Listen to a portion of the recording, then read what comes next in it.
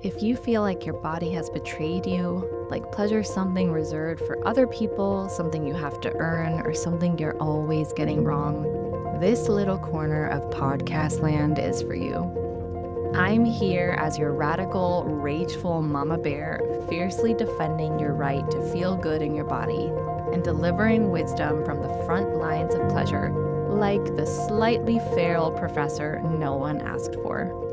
Because here's the truth. Pleasure isn't a side dish, it's not fluff, it's not luxury, it's your body's way of saying, I'm alive, I belong, and I have power. Welcome to the Nature of Pleasure. I'm Nicole Siegel, certified sexological body worker and creator of the Body Compass Method, and this is where we unravel the quiet codes of your body, the hidden intelligence beneath desire, and the organic rhythm of your erotic nature.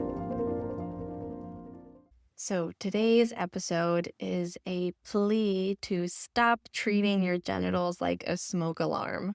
Stop ignoring the little light that comes on that warns you that it is running out of juice. Do not wait until the annoying chirping happens for you to do something about it. I'm joking. You're welcome to start your erotic journey wherever you like. But it really is a funny phenomenon because I do see clients, because they are dealing with some kind of acute sexual challenge they're experiencing. They have low libido, painful sex, and orgasmia, and they start seeking out help for that very reasons, which makes perfect sense. And the road to creating a foundation of eroticism that is going to be strong enough to heal those acute symptoms is not going to be about directly solving those specific problems. If you have gone so long ignoring the little tiny signs that your genitals, your erogenous zones, and your eroticism has been sending you, and we've gotten to the point where that little chirping is happening, there's quite a bit to unwind at that point.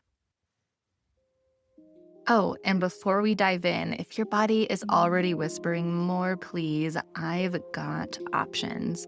If you're just starting this journey or your nervous system needs a gentle, private invitation back to sensation, grab my free video series, The 3 Best At-Home Sexological Bodywork Practices for more embodied sex. These are slow, simple, body-loving rituals you can do from the comfort of your own bed. No pressure, no performance, just reconnection. And if you're listening with a partner in mind, or you've been dreaming about what it would feel like to be touched like someone actually studied for it, Reset Your Erotic Rhythm is my step-by-step couples course for reawakening desire, even if it's been on mute for months. You can find both in the show notes. Go get them. Your body is already asking. I would like to talk about today what it means exactly to heal your sex. We are so quick to assume that our bodies are broken and that they can be fixed like a broken down car, like a machine. You just need the right part. We just need the one mantra that's going to work.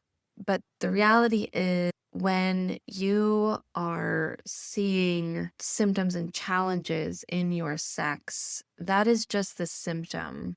And what we really need to be digging for is the root cause. If you think about all of the things that go into our sex, you really need to broaden the scope quite large.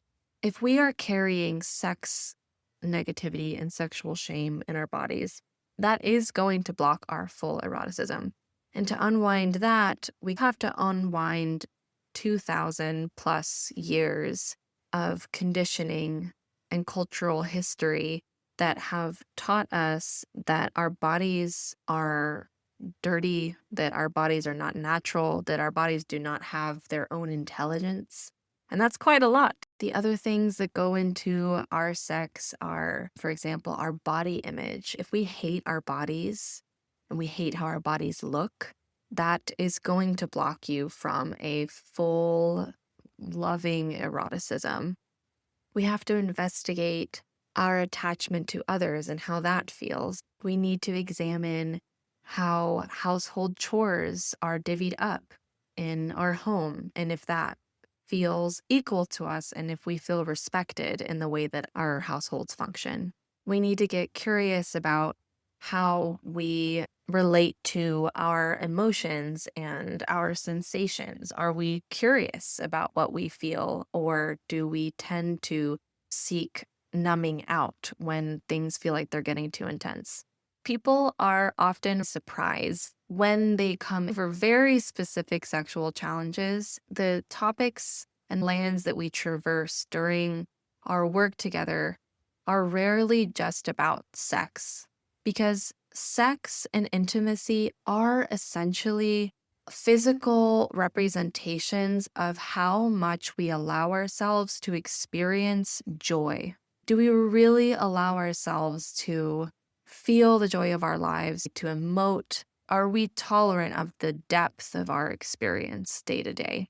To get back to the metaphor that I brought in at the very beginning, if your genitals have gotten to the point where they are doing the annoying chirping thing and they're being persistent, they will not let it go, and the whatever symptom you're experiencing just keeps coming back, what is likely needed is a whole system re-education of how you relate to your body in the first place. The absolute beautiful thing about that is that our bodies are wired to do just that. Our bodies are wired to work in partnership with us in our life pursuits. When we set an intention of just spending a tiny bit more attention on them in our daily lives, our bodies and our genitals especially can actually inform us of the direction that we need to go to feel that fulfillment regularly. In a world where sex is not shamed, where our bodies aren't shamed, and we didn't have entire religious institutions that were training us to disassociate from our bodies and think of them as dirty, in a world that is totally pleasure positive, we would not just interact with our genitals when there is a problem to be solved. We would see them as a guiding light and the greatest source of potential anywhere on our bodies, because there are so many nerves there that are just waiting to be taken advantage of and enjoyed. That's the potential waiting for us just inside our body. Pleasure isn't extra, it's everything. If something lit you up today, don't ignore it, follow it. The show notes are where the next steps live: free practices, deeper dives, the good kind of homework. Until next time, stay soft, stay sharp, and stay in your body. I want to share this little freebie with you. If your body feels like a stranger or a task to manage instead of a place to live, this is where you start. The 3 best at-home sexological bodywork practices for more embodied sex is my free video series for coming the hell back to your body.